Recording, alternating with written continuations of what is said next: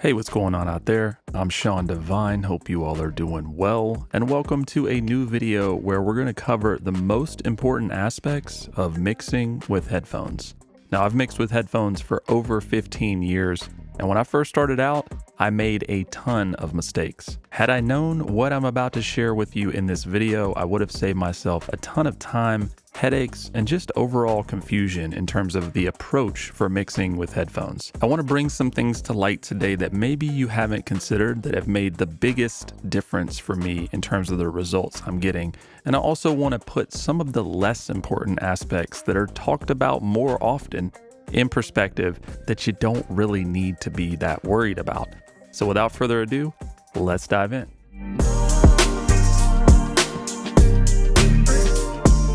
The first very important thing that we need to talk about, maybe the most important thing in this video, and that is how to properly set your monitoring levels when mixing in headphones. Now, there's two crucial reasons why this is so important. One is for your safety. We do not want to potentially cause you hearing loss, hearing damage. These things are real. This is not a joke. I've talked to producers and engineers who have caused themselves long-term hearing loss or tinnitus by mixing in headphones. So we want to set that so you do not have to worry about that. The second reason why we need to set the monitoring levels properly is because it directly relates to the quality of the results you're going to get mixing with headphones. Now, if you set your levels too high or inconsistently, you're going to cause yourself hearing fatigue. In the beginning, when I was mixing with headphones, I did this so many times. And after about 5 minutes, you have no objectivity. Frequencies start to blur. Things get very unclear. So what is the optimal monitoring level to set for your headphones? I'm going to move the camera over here and I'll show you exactly how to set this up. So there's a couple of ways that we can measure our monitoring levels in our headphones. The first would be with a device like this, which is just a traditional sound level meter. And you just want to make sure to set that to A weighting, and then you'll apply the same numbers that we're going to do here. But the easier way and the more modern way is I found an app that's available on iOS as well as Android, and it's from the National Institute for Occupational Safety and Health. I'll put a link in the description, and it's a free app. But what we want to do is just grab your headphones. In my case, that's the 1990 Pros here. And we're just going to open it up so we can see the cup.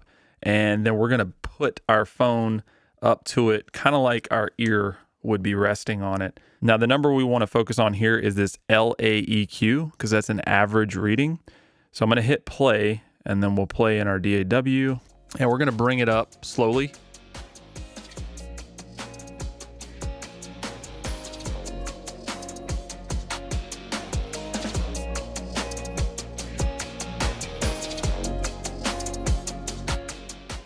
We want to keep this number below 85. So if we select in the app noise info, you can actually read a little bit more about how they measure this stuff. But essentially, anything above 85 is going to be dangerous to your hearing for a prolonged period of time. So what I recommend is to go below this. I keep it between 75 and 80. That way you're safe. You don't even have to worry about it. Regardless of which headphones I use and the ohms and all that kind of stuff, 75 to 80 is plenty loud enough to get the frequency response for the low end that I need, and just to be able to make accurate mixing decisions and not suffer from ear fatigue. Now, just to clarify, you do not have to mix at that 75 to 80 dBA level all the time. Actually, I would more recommend that as sort of your baseline, and then you can always bring it back down for the majority of your mixing. And everyone, again, hears differently, so you may find that that's actually more loud than you even need, but you can go from there and turn it back if need be. Of course, when you're looking for a mixing headphone, you want to find one that has the best sound, or it has a frequency response that is going to allow you to make objective mixing decisions and decisions that are going to translate outside of the studio. Now, there's kind of two extremes of this. There is one that's going to be a headphone that's incredibly hyped, and maybe it's way exciting in terms of the bass and just the brightness. And those can be very misleading in terms of translation outside the studio, 9 times out of 10, they're going to lead you to make the wrong mixing decisions, and they're going to be a lot harder to learn and get used to. Now, the other end would be if you have, really flat or completely flat headphones. And I've used some of these before that claim to be, flat frequency response. And honestly, they're just kind of dull and boring. So for me, that's not a great fit. Maybe you're okay with that. You'd rather have that sort of sound.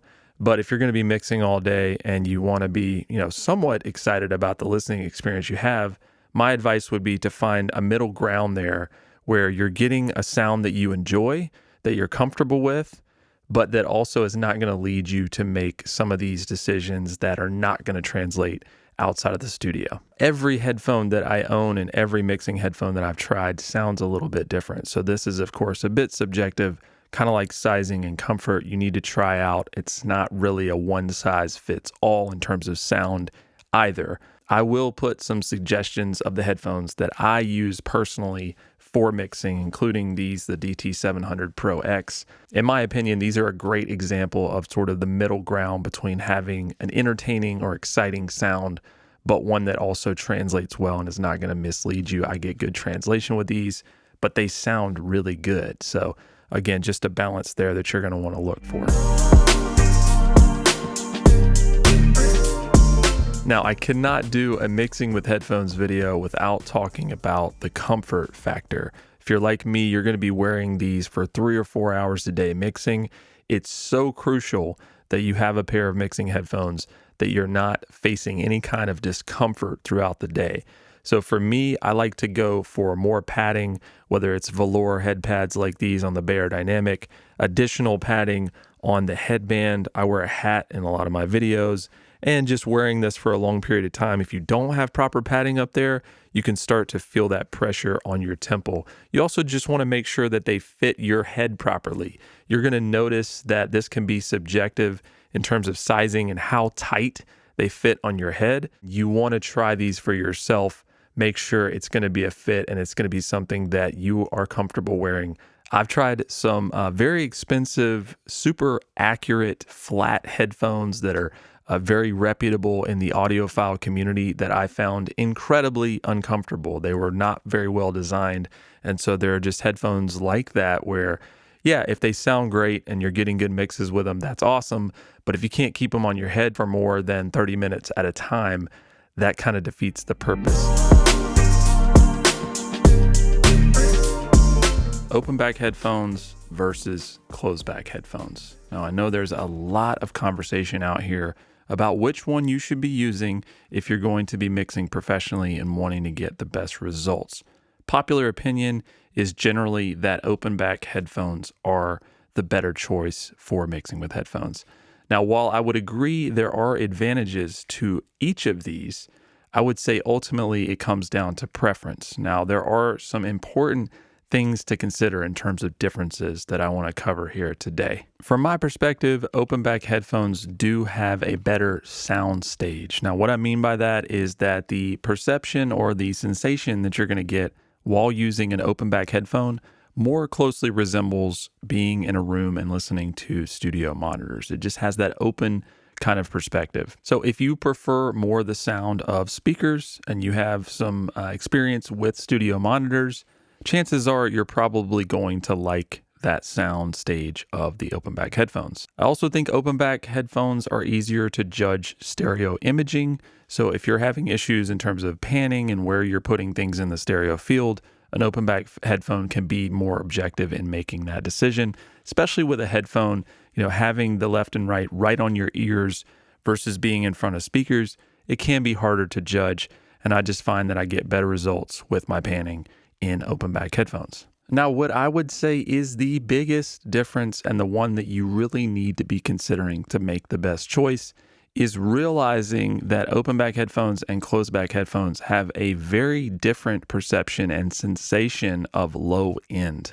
Openback headphones, the low end is not going to be as dominant or they don't have the same sort of depth to the bass. I would say it feels more like a speaker.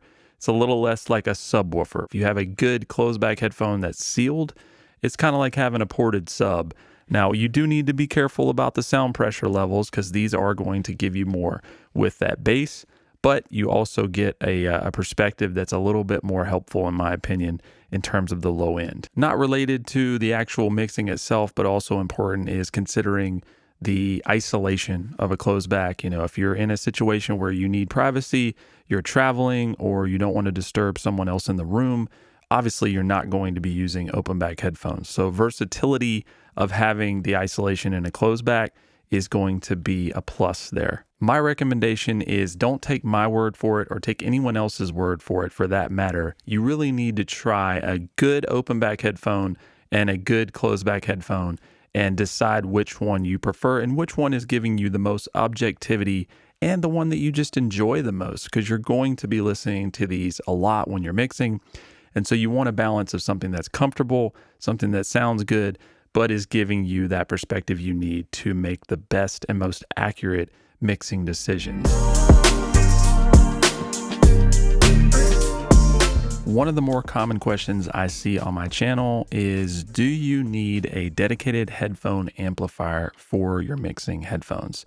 Now, previously, I would say in a lot of cases, these high-end professional mixing headphones are what we call higher impedance. So that number you see represented in ohms on your headphones, that's going to signify how much power you really need from your headphone amplifier. So for example, if your headphones are 250 ohm, they're going to require much more power than a set that say is 30 ohm, like these. These are the 1770 Pro. They redesigned these. These were previously a 250 ohm headphone. Now they're just 30, which means I can hook these up to my laptop. I can hook them up to my phone. I don't need a dedicated headphone amplifier to get the most out of these. So all you need to do is look up the impedance of your headphones, and that number represented as ohms. If it's less than 100, let's say 80 to 100, you're going to be fine with 90 to 95% of the audio interfaces built in headphone amplifiers. It's not going to be an issue. I've tried a lot of these with even lower budget quality audio interfaces, and I haven't had any issues. Not to mention with those lower ohms, you know, if you've got something towards like 50 to 30, you're going to be able to use those with consumer electronics like your laptop or your phone, and you're still going to get the most out of them. Not going to be an issue whatsoever. In all the years I've been doing this, I have not used a dedicated headphone amplifier, at least in my own setup. I have used them in other studios, but I've had no issues. And I do have, you know, higher quality audio interfaces. I've used an RME. I'm using the Apollo X8 now, and the headphone amplifiers that are built into these are plenty good enough for me. I've had no issues whatsoever. The last piece of mixing advice that I want to touch on is that once you find a pair of mixing headphones that you like and that you feel comfortable with, you need to commit to them and stick with them in the long term.